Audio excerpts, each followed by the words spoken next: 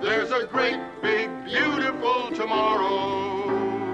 just a dream away. Well, it sounds pretty good. In fact, that's just the right spirit. And at long last, we finally know that Walt Disney World Resort will begin a phased reopening of the parks on Saturday, July 11th. But let's discuss exactly how all of this is going to work up next.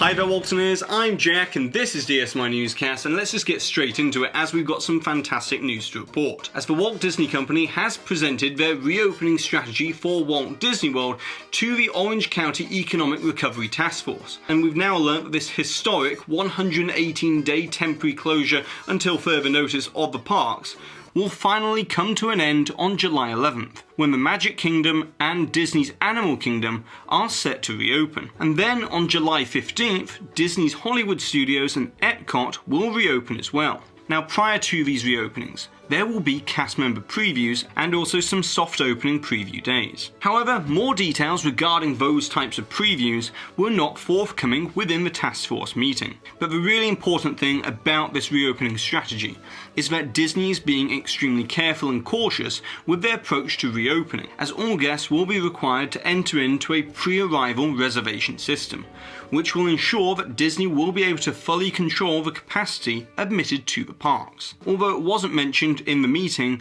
what capacity these parks will reopen at on July 11th and July 15th. We do know that Disney CEO Bob Chapek has previously mentioned that when the parks do reopen, they will incrementally increase the capacity week by week until they are operating at roughly around 30% of its maximum capacity. And then we come to the other measures that will be enforced throughout every park, with the first being temperature checks and health screenings before the main entrance to the park, physical distancing, which will include the installation of social distancing markers within the parks, as we can see here with an example of some of the signage to help remind guests to use best practices when it comes to cleanliness and also distancing. Then further physical distancing will be achieved through reduced capacity at the theme parks, restaurants, retail, attractions, buses, monorails and all other transportation, along with the temporary suspension of parades, fireworks and other events that will create crowds. All guests will be required to wear face coverings while on Disney property, although there will be the inclusion of relaxation zones around the parks and around property where you may go and seek relief from wearing the face covering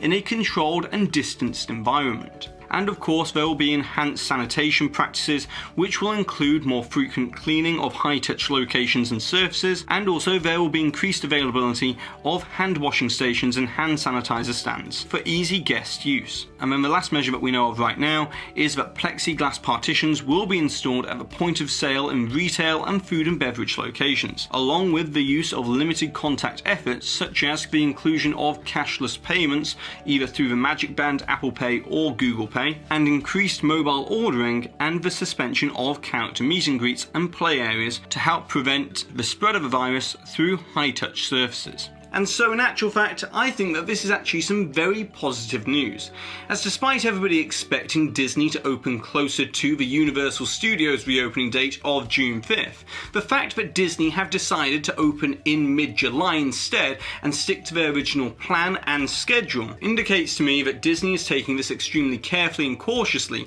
when it comes to reopening any of the parks during these unprecedented circumstances. And the one thing that's actually not being mentioned all too much is actually the risk and reputation factor involved with the reopening of all of these theme parks. As you see, if there is a secondary wave of coronavirus cases in the local Orlando area that are linked back to Universal's reopening, the theme parks reopening, or even Disney, then it's going to be extremely detrimental to the brand reputation of all of the theme parks and the entire industry, which will most likely lead to a microcosm economic recession within the current economic recovery that will be so extremely damaging to all of the theme parks and the greater Orlando area with all of the tourism. which in many ways from a Disney fan perspective could be akin to how Euro Disney's failure and low attendance at the beginning of the 1990s derailed the entirety of the Disney decade throughout the 1990s. So personally, once again, despite being extremely excited for the reopening of Walt Disney World and a return to some sort of normalcy, I do feel that we should all look at the news through cautious optimism that everything will go to plan and the virus will remain under control.